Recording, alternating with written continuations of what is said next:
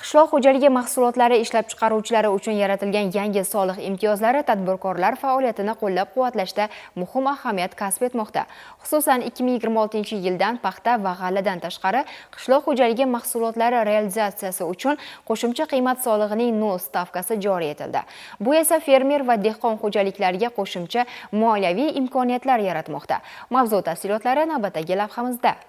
Sirdaryo viloyatida qishloq xo'jaligi mahsulotlarini ishlab chiqaruvchilar uchun joriy etilgan yangi soliq imtiyozlarining samaradorligi o'rganilmoqda. Davlatimiz rahbarining 153 sonli farmoniga muvofiq 2026-yil 1-yanvardan paxta va g'alladan tashqari qishloq xo'jaligi mahsulotlari realizatsiyasi uchun qo'shilgan qiymat solig'ining 0 stavkasi joriy etildi.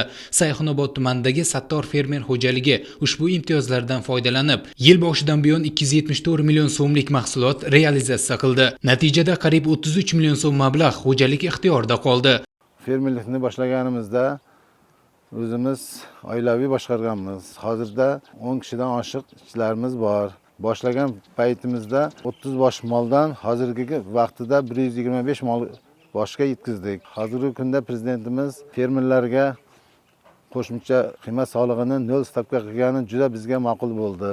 Kelgusida maqsadimiz yanada chorvamizni rivojlantirish maqsadimiz bor. Mutaxassislar tadbirkorlarga yangi tartib va imkoniyatlar bo'yicha tushuntirishlar bermoqda. Mazkur imtiyozlar ishlab chiqarish hajmini oshirish, yangi ish o'rinlarini yaratish va aholini sifatli mahsulotlar bilan ta'minlashga xizmat qilmoqda.